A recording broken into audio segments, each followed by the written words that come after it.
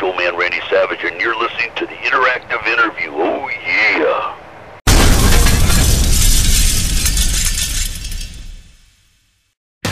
Interactive Wrestling Radio.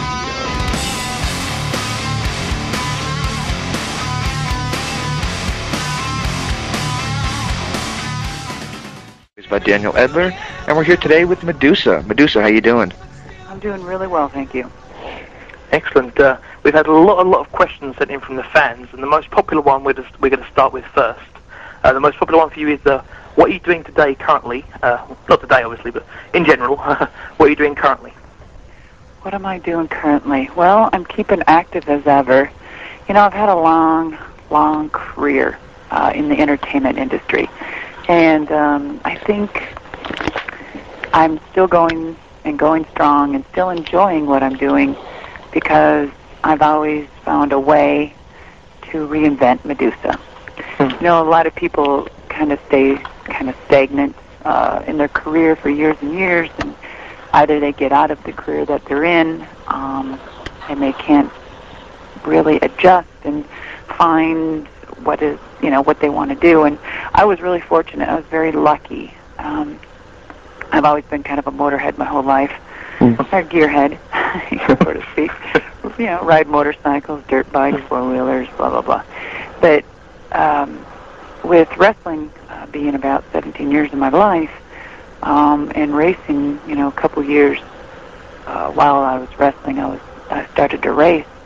I kind of transformed and transferred over to racing full-time, and that's what I do now. I've been keeping very active in the monster truck business, racing, gosh, just like wrestling, you know, leave on a Thursday, I don't get back till Monday. I've got 2 days to wash clothes, pack a bag, and leave again.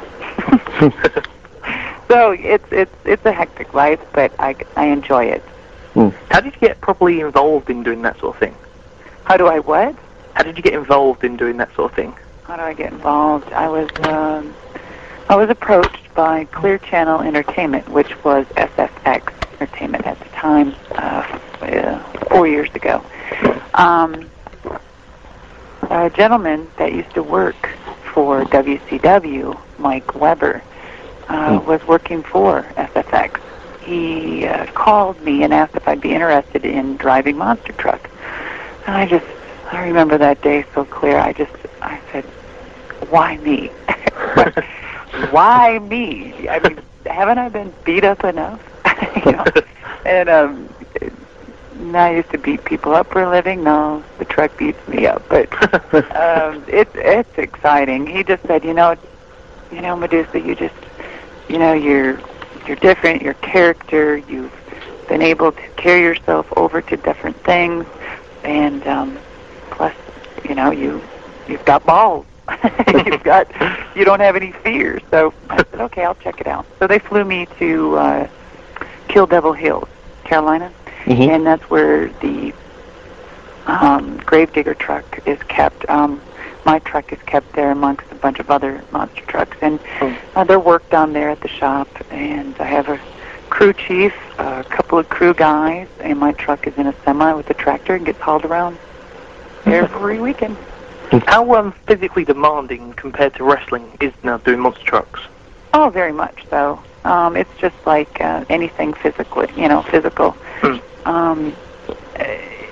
I've kept in shape. I eat right, exercise, but it's a whole different way of abusing your body. It's only me and the truck. It's not me and an opponent, and it's not. It's like professional wrestling. I would always have to carry the opponent and make sure that they didn't get harmed, or it was their life in my hands. Yeah. And so I'm praying to God that nothing happens to the truck, because it's my own life in my own hands. So, I do exercises, and you have to. I stretch immensely. You do different neck exercises. Just certain things. It's all about safety. We're in there just like NASCAR drivers. We have our helmet, our fire suit, fire boots, socks, 5-point harness. We're all strapped in, and it's incredible. If you've ever been to a show, or if you haven't been, I'd really recommend going, because it's pretty awesome live. If anybody was flipping through the channels and just saw Monster Trucks on, how would they know it's you behind the car? What truck is yours? What's the name of the truck? Red, white, and blue, just like my theme my whole life. Madusa, M-A-D-U-S-A. And I've never changed that, and I think that's why I have such a huge, fan following now we've had, because I've never changed that name except for when I went into the WWE, and it was changed to Lunder Blaze because Vince McMahon and I were talking, and he asked if I wanted to, use the name Madusa, or, sign it over to him or sell it, and I said, hell no. No, I've worked too hard, too many years to just pass the name over, so. Vince is very keen on taking over people's names. Yeah, but I was keener. I kept my name. And it's done nothing but, good for me. And I've just been a businesswoman from day one. And I look at it as a woman in a man's business for 17 years. And here I am again, transferring over in a man's business again. What the hell am I doing? I've had several come to Jesus talks with myself saying, oh my God, here we go again. But I was really prepared this time. I knew what it took. I didn't want to be treated any different. I didn't want to be this fluff girl driver and thinking that I wanted everything handed to me. But I knew I had to work my way up. And it's paid off. This will be my 5th season. Wow.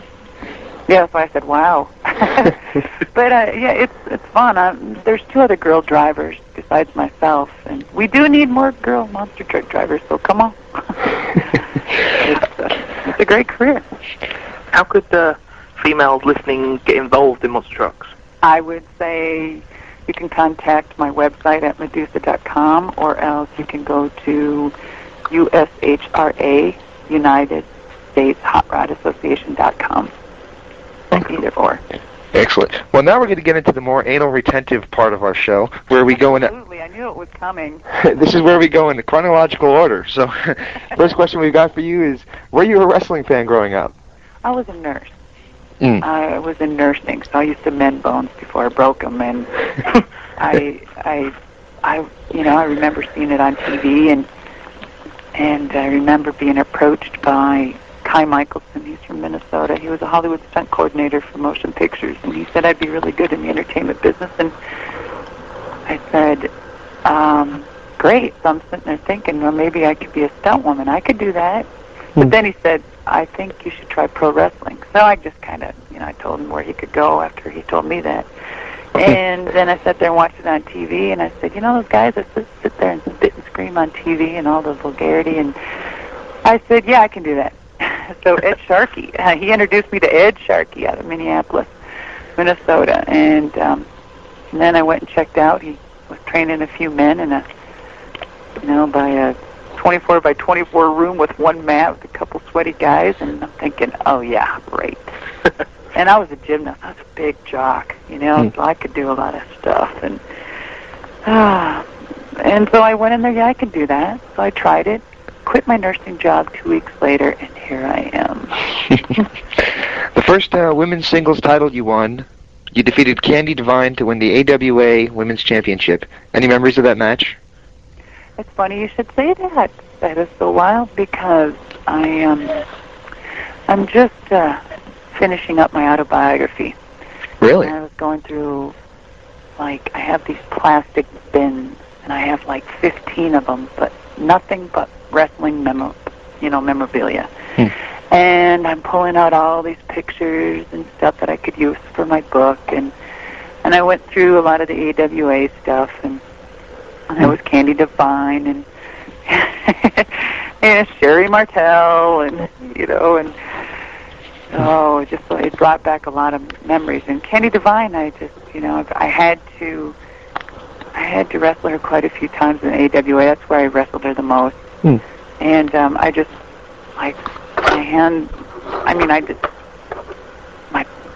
my whole feelings go out to her, because she tried so hard in this business and never really made that big break. But she was a great person to wrestle. She didn't really have the real technical, wrestling ability, but her and I we did what we could do with what we had. I was real green back then, and so I'd be the first to admit I was the shit. That was horrible. It was funny. I was watching some of my old tapes. It was funny. Of course, you had to eventually lose the belt, and when you lost the belt to Wendy Richter, you seemed to impress the fans of the Pro Wrestling Illustrated magazine, as you were the first female ever to be awarded the Rookie of the Year award. Does that mean anything to you in the long run? Oh, it still does, and I believe I still hold that title, don't I? Yep. I believe I do. Mm-hmm. And so, I mean, it's got to say something, even though, you know, the wrestling magazines are written by editors and writers that make interviews up that don't even speak to you. It's like reading the damn Inquirer sometimes. And, you know, and God bless them, they got to make a living too, and, you know, they either, you know, they can make you or break you. And it's all in marketing. I don't know. I'm sorry, I'm going off on another tangent. Go ahead. Why did you? A lot I want to say, but I'm biting my lip. Why did you leave the AWA? Well, we'll back up to Wendy Richter. When I lost the title to Wendy Richter, I remember Vern Gagne saying, "Now, Madusa, we're going to change titles." I believe it was in Minneapolis too. We're going to change titles to Wendy, and I remember it was the Diamond Dallas Page, Pat Tanaka, and I can see him, and I can't think of Diamond. I can't remember. He was managing those guys. We were kind of one big clique back then, and he'd managed me, and I broke out from those guys, and I remember Vern saying that we need to drop the title, and I think Vern got word of that I was going to. I think I was going to Japan around that time. Well, anyway, that match that I wrestled Wendy Richter, I came off the top rope to do some high-flying maneuver, leg kick, and that's when I ripped my ACL. And so I had to finish the match with my ripped knee, and I changed titles. I remember that very vividly. Yes, I do. And why did I leave? Because I was going over to Japan, and that's when I was the first American woman's wrestler to go to Japan with a 3-year contract. Well, what is your memory of? I got my ass kicked. What is your memory of your first tour of Japan? The first memory was I was over there for a couple weeks. I was wrestling Chigusa Nagaya at the Showboat, I believe. That's when they had their ESPN tapings in AWA. And I was wrestling... I'm sorry. I was wrestling... I'm sorry, that's my crew chief on the other line, but he can wait. He's probably... Well, because they're getting ready, and I have to leave for San Antonio to race. I don't leave for another day, so... Anyway, the first impression was it was great. I mean, I'm an only child. I don't have any brothers or sisters, and I really didn't have a dad or didn't have a family. So, I mean, that's why I was so focused. That's why I did so well and was just focused into wrestling. And anything I did, I would succeed in because I was determined not to fail. And so when I went over to Japan, I thought, I can do this, no problem. You know, I wasn't thinking of, what if this happened or what if that happened. I just thought, if this happens, I'll fix it and get up, try it, do it again. And I've heard all the horror stories about Japan girls, how brutal they were, and they just would beat the crap out of you until you woke up. And, well, in the first six weeks over there, I did really well. They were impressed. I was still green in the business. My God, I was just doing independence, and then Wahoo McDaniel called me to go to the AWA, and that's how I got in there. And then from the AWA, I went straight over to Japan. Then after the 6 weeks, I got back from Japan, and I chilled for a couple, and they asked me to come back, so I went back for another 3 weeks, and that's when they asked if I'd signed a contract. And I mean, it was big news because they've never done that with a gaijin, as they called us. And it was one of the best things I did in my career. And it helped me immensely. It helped my technique, my rhythm, my ability to be a high flyer. I wasn't really that much of a high flyer, and I did a lot of, I ventured off went over to Thailand and did some kickboxing. That was actually our next question. Huh? That was actually our next question. How you got involved in kickboxing? Boxing? Well, I'll tell you what, when the Japanese see an opportunity, they don't sleep. They're awesome when it comes to promoting. And I got to honestly say, I mean, that was one of my biggest promotions. They treated me really well. I mean, you had an American woman over there, and I mean, they had me singing concerts. I had my own CD. I mean, what the hell? I can't sing.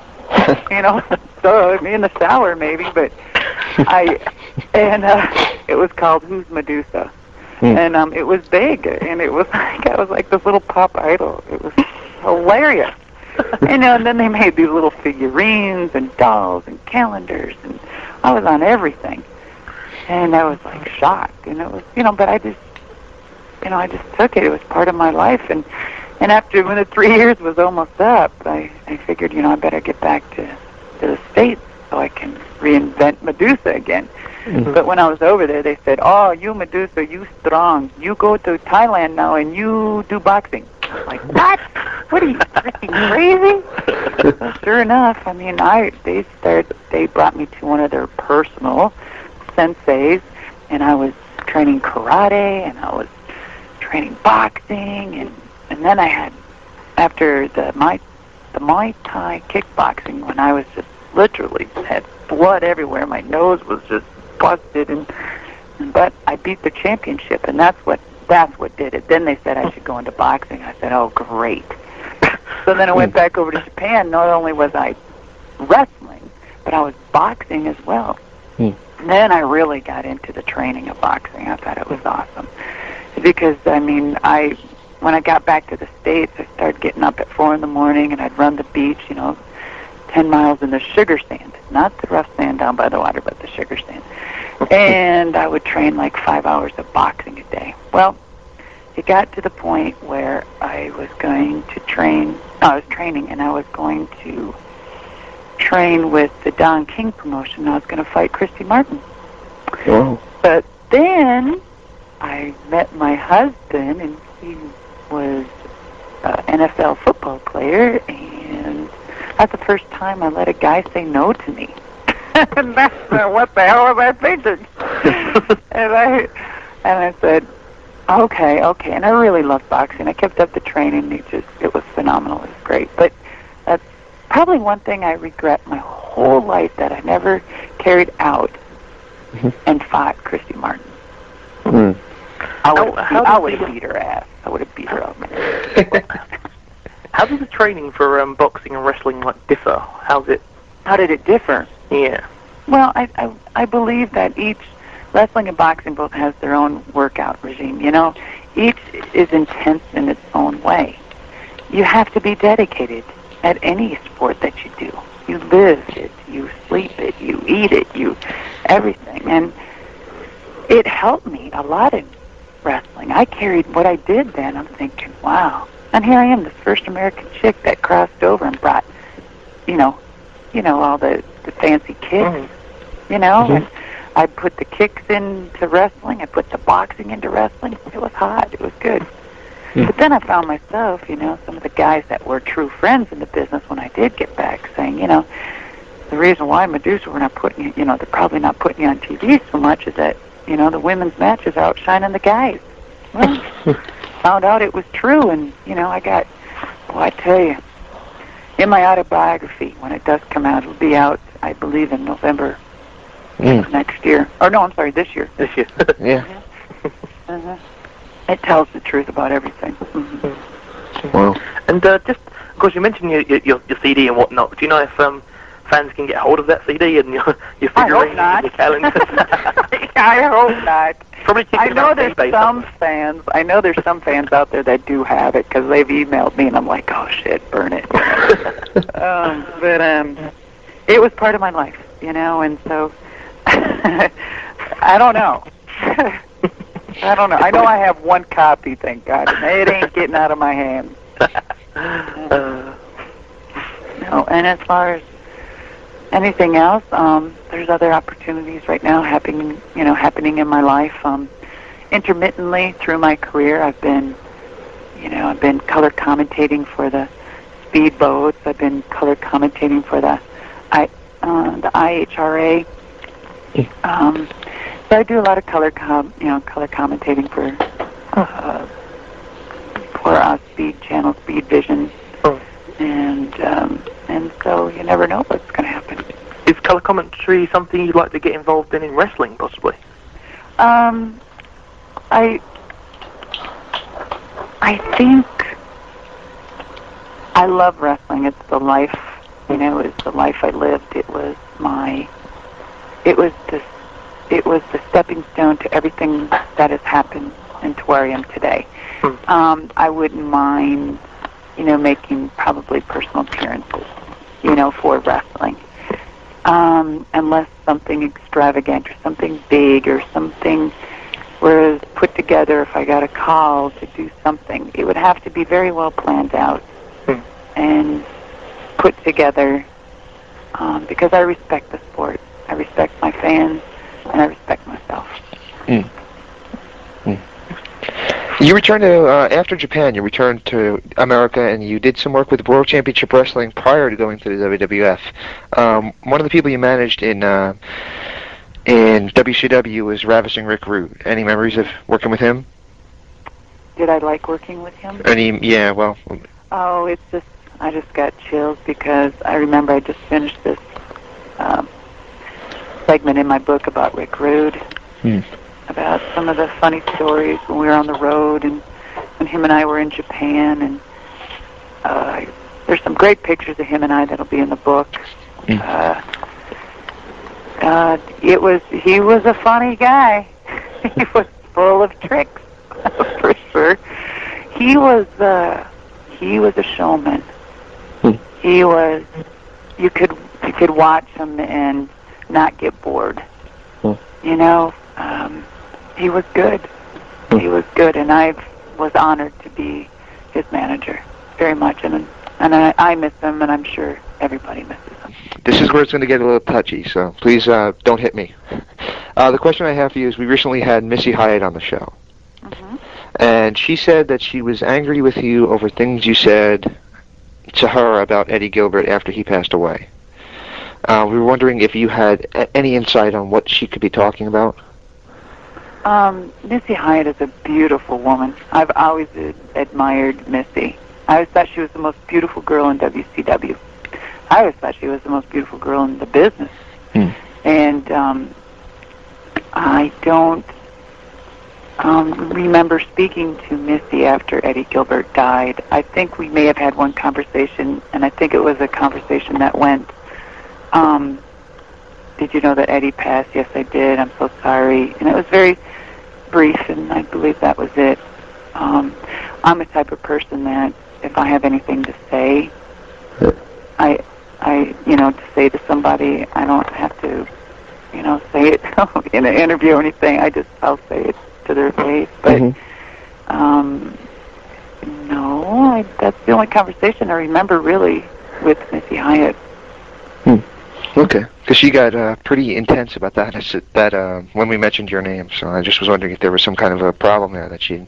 I don't know. I never really got to know Missy that well. I just, from here and there in WCW and doing work together and stuff. We've never had any confrontations that I remember, unless I got hit over the head too many times. Who knows?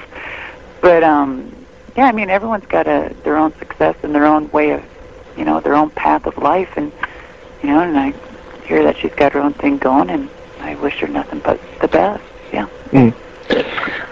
Talking of Eddie Gilbert, reader Rick Clark would like to know, how would you sum up Eddie the wrestler and then Eddie the man?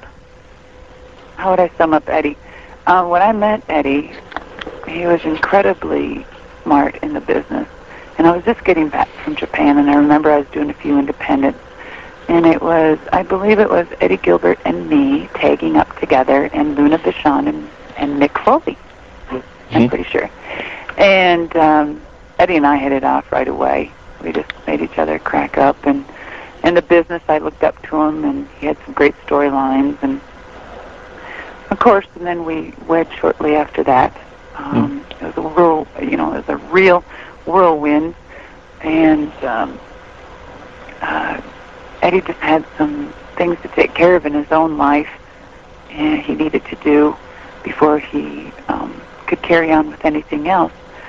And being his wife and supporter, we both talked and chose that the best thing to do was for us to get a divorce so he could clear up a few things that he needed to do.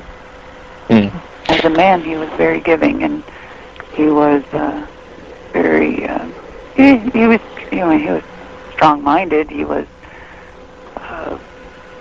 just Eddie. Everyone liked Eddie. How do you react to people who say or lump Eddie Gilbert's name into wrestling-related drug deaths? Well, a truth is what a truth is when proven. And if that's the truth, well then, maybe there was a few things he needed to clear up in his life before he could go onward. And I believe that some people are weaker than others. Some people are stronger than others, and it's unfortunate that some have to choose to do drugs to feel strong. And I think it's a sad situation. You want nothing to do but to help these people. And you can't feel sorry for them. You just got to help. And I believe that there's been a lot of problems like this in our business, wrestling business. It's because it's a very depressing. It can be very depressing business. I mean, you've had a lot of worries in the past in this business. It wasn't a lot of comfort before. I mean, I remember days, I'd always cry myself to sleep half the time. I'm a loner. I've always been a loner. I'd have bleeding ulcers, wondering, God, how am I going to pay this? Or I got to rob Peter to pay Paul, and it was a very hard business as a woman, and I never, reverted to drugs. I've never had to get on my knees and do sexual acts to get ahead in the business, and I'm very proud to say, I'm one strong woman in this business that has done well. Am I blowing my horn? Yeah, because I'm very lucky. I don't know what has guided me through this. I'd say the power above, thank God. But thank God I never had to revert to the drugs. Well, moving on to the brighter areas of your career, of course, you then decided to go to the WWF, but how did that come about? Actually, I was dating Greg Valentine at the time, and I remember I left WCW, and I took a couple months off and did some independence with Greg. Greg and I would travel everywhere together and do independence, and did a few shows ourselves in Florida. And I remember Greg, I really believe, if I remember correctly, it was Greg Valentine that said, you should try getting into the WWF. I said, what, are you crazy? They ain't going to look at me. As far as I was concerned, I was ready to go back to Japan. And, maybe do another CD. No, just kidding. Hell no. And he goes, no, really? He goes, I know Pat Patterson, and why don't I give him a call? I said, well, whatever, go, sure. I didn't think anything of it.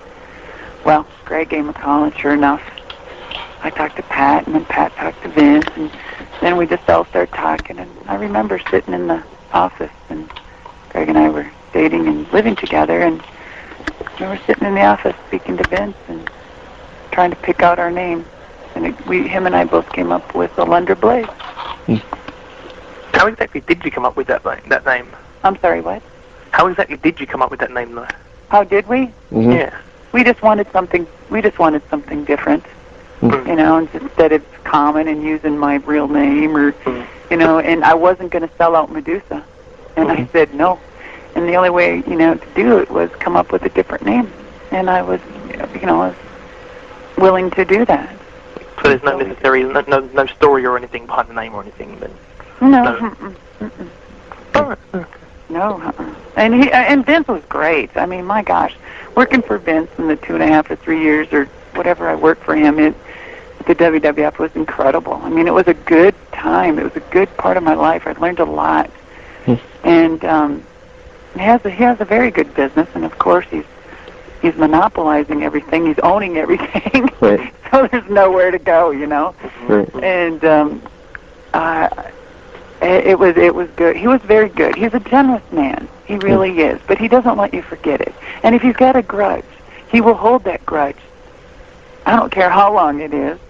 Just because of my own self-experience with it, he will hold that grudge for a long time until he has an opportunity to express it. But he is a very generous man. I mean, he was very good to me. Very good. How did you feel the women's division was taken by the fans? Let's see. I think I came in and Sherry left at that time, or she was, I believe. And Sherry's a hell of a heel. She was incredible. I mean, I had to work under her wings in the AWA, and she kicked my ass from one pole to the other and wouldn't even talk to me. She said, that's one way. That's how you got to learn, you know. Right. And I believe going in there, I mean, it was the WWF was going through a lot of metamorphosis, a lot of changes, you know. And I happened to be in there at the spiral time, you know, when it was going down and down and down. And I don't take it personal. It was just wrestling goes through those changes. It goes through those intervals. You know, it's up 8-10 years or whatever, and then it goes down for 5, and it goes back up, and it's done that for many, many years.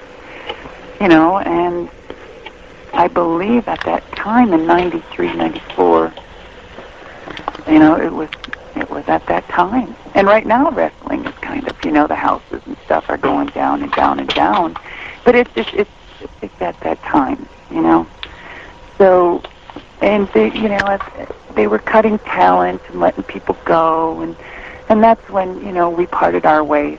And it was fine. There was no hard feelings. He was just eliminating a lot of people. And thing is I was still the WWF champion when they let me go. Right. I still had the belt. I was still the champion. I was still the champion as far as I'm concerned, and I still have the belt. And so when Eric Bischoff called me from WCW and asked if I wanted a job and would I be interested, I said sure. So I went over there, and I remember it was Monday Night Nitro, and he said, I got the hottest thing. It's going to get ratings. It's going to do this. It's going to do that. I said sure.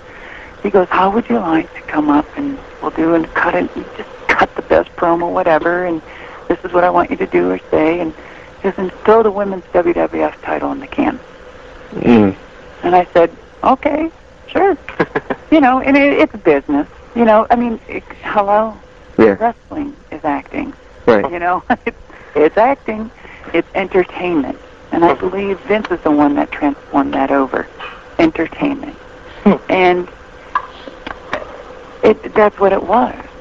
And so I said, sure, no problems. I mean, I didn't have any problem, and it was just acting, and I got the belt back, and it was no big deal. But you can bet to this day, if it was a guy that were to do that, they'd be all over the covers of the magazine. You know, and I still get questions, why did you throw the woman's title in the can? Because I was told to do it by Eric Bischoff. And if I didn't, I was under contract, my ass would probably be booted. You know? Right. Duh.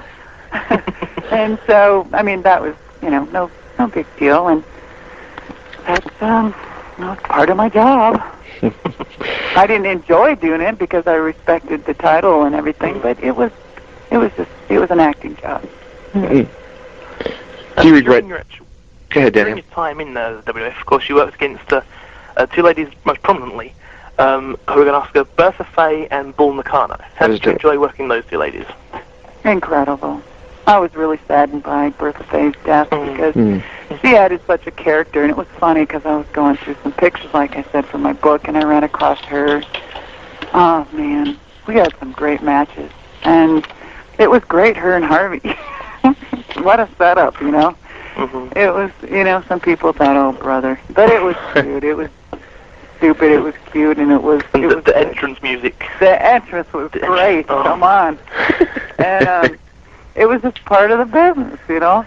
Mm-hmm. And she did it well. She enjoyed it. Mm. She enjoyed it. And Bull Nakano. Mm-hmm. Yeah. Now you're talking about a name that is a legend. Right. And I was just so honored to even wrestle her in Japan and over in the States. Oh. And my best matches were with her. Oh. Her and Akita Hokuto. Just long story short, my phone's fixed. So. Good. Oh, okay, well, good. Welcome back. Good. The next question we have for you is, what is your memory of being the fried pie to Colonel Parker? Fried pie, Colonel Parker. Oh, that's funny. Yeah, those were some good ones, too, weren't they? Yeah. Gosh, Colonel Parker. Gosh, I haven't heard that name in so long.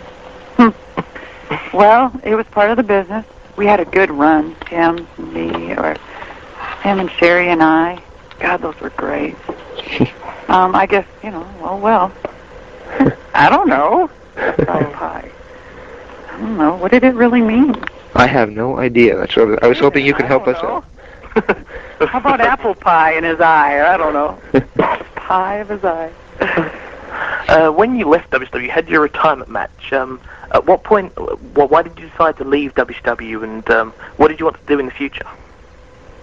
Well, this last time when I left WCW, there was some heavy, you know, turbulation, and I have good instincts and gut feeling, and you know, and the business and the buzz and all of this, and you know, I had a feeling it was going to come to a head that Vince was going to buy the WCW, and my contract was coming up, and thank God, because I was already racing for a year previous. Right. While I was wrestling and racing, and I figured it's now to transform. You know, it's time to get out of the business, and you know, just to, you know, shake it and get out, and you know, just kind of like when a dog's wet, you right. want to get rid of it. And I was a bit unhappy, and so best to, instead of be bitter and angry, it is best to leave at that time. So I let my contract expire, and I knew Vince was going to buy it, and I didn't want my name to roll over in a contract so he could take it over. Right. So it's best to get out of my contract before it happened, and that way I had control of my name again. After you lost your retirement... Very clever. After your retirement match with the Hiro Hokuto, you left in 1997, and you only re-emerged in 1999, at least on camera. What exactly were you doing in that time period? 97, 98, 99. Mm-hmm. Through that time when you weren't on TV. For 3 years? There was a time when you think you lost your retirement match. It might have been Great American Bash. 97, 98, wasn't it? Because I was... Yeah. 97, 98. And then you reappeared with the Madness. Yeah, because I was only gone maybe a year. Right. Okay. I got married. I met... It was Deborah McMichael, Elizabeth, and myself. Mm-hmm. We just got done doing something. I think it was TV with WCW. Mm-hmm. And so us girls went down to the Marriott Grill and Bar, and we're sitting there. We were with me and Gene Orkelin was on my right side, and I don't know who else was, whoever, a bunch of fans. It was crowded. Anyway, so we were talking and having a good time, and I looked over the bar, and there's this humongous 6'6", 350 dark tall, good-looking, handsome dude. And I said, oh, my God, girls, check that out. And I said, he's mine. Anyway, so someone bought me a beer. And I thought, see, girls, it worked. And so I said, I'll be right back. So I grabbed my beer, and I went over there to say thank you. And I was talking to him and his friend. And I said, I just want to say thanks for the beer. You know, trying to be clever. Mm-hmm. And he said, well, his name is Kenneth. And he said, well, I didn't buy you the beer. And I just went, oh, my God. Oh, my God. I was like, you know, my ego. And so I ran over to to the girls, and I said, oh, my God, he did not buy me the beer. I'm so embarrassed. And so me and Jean was giving me a bunch of crap, and the girls were going, well, wait a minute. And Deborah McMichael, oh, my gosh. And then, because she was married to Stevie at the time. Right. And she's going, Stevie, I just know he plays football. Stevie, go check it out, please. Stevie.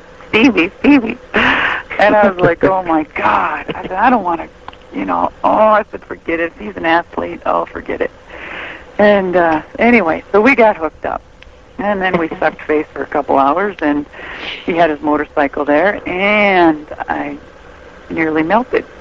Because he had a motorcycle and I had a motorcycle, and we connected, and then we got married in 1996, 97. I'm sorry. Mm-hmm. Yeah, and there ever since.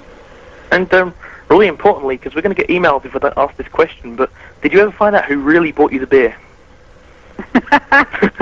No, probably some fan. Oh. It was probably some fan, and Kenneth, teases me to this day that he never bought me that beer, but oh well. Yeah, no, it's probably me, Gene Okerlund. I don't know. But yeah, it was a good time. You just mentioned Elizabeth in that story. Do you have any memories of her, fond memories? Oh yeah, very much so. I got some great pictures of her that are going in the book, and oh my God, I just can't believe it still, Her and I got real close in WCW. I mean, Elizabeth and me and Deborah would hang together a lot, and Janie Engel. And, man, it's it's a loss. I'm angry, I'm upset. It's just, sometimes we just don't understand, and it should have never happened. It could have been avoided. When you returned to WCW as Team Madness, did you see the company in a downward spiral, as you talked about with the WWF at the time you were there? I believe it was a little hectic. It was going every which way. That's a nice way to put it, yeah. It was like so confusing, and who was running it this week, and who was doing this, and who was doing that, and every frickin' talent was getting lost in the shuffle. No one was significant of anything, and I was like, oh shit, I really loved our deal as Team Madness. Macho George, Nora Greenwald, and myself, and it was cute. It was good. You had 3 different walks of life of women and this macho man. So it was good. What was your early opinion of Vince Russo? My early opinion of Vince Russo was Vince and I got along in WWF. He made me crack up, and I'd make him laugh, and he was the writer there for the magazine, and we didn't have any problems. I mean, my gosh. He would send me Christmas cards, I'd send him Christmas cards, and his wife and family, we'd talk, and it was fine at the beginning, and then, things change in life, and sometimes you get you get a bigger seat to sit in, and you feel a little more macho, and shit happens. Yeah. Yeah, sometimes some people just don't know how to handle some things, and I wasn't directing that to Vince Russo. I just, sometimes when you're dealt a few things, you get too excited. You had a you were in the WCW World Title Tournament, and you wrestled I'm having trouble talking. Yeah, and you wrestled Ming. Oh my gosh! How do you? I'll never forget that. My butt showed on TV. Oh, is that your only memory from that match, or? Yeah. No, that because I was so shocked, and then I remember when I was punching Ming in the stomach. His stomach was like a steel freaking wall. I was punching him.